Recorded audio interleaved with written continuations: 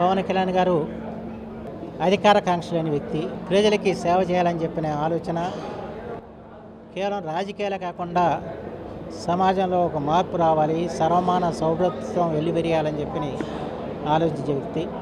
వారి భావాలు నా భావాలు చాలా వరకు ఒకటిగానే ఉంటాయి.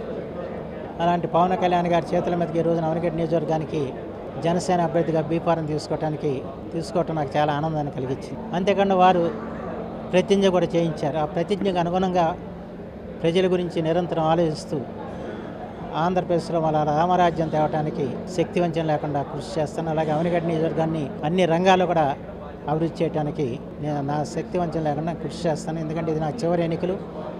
అంచేత ఈ చివరిలో ప్రజలందరూ కూడా నాకు అవకాశం ఇస్తున్నారు కనుక ఇంకా మిగిలిపోయిన పనులు అవనగడ్డ నియోజకవర్గంలో గతంలో చేయకుండా మిగిలిపోయిన పనులన్నీ కూడా వాళ్ళు చేయడానికి ఒక అవకాశం నాకు వాళ్ళు కలిగించారని చెప్పి నేను భావిస్తున్నాను.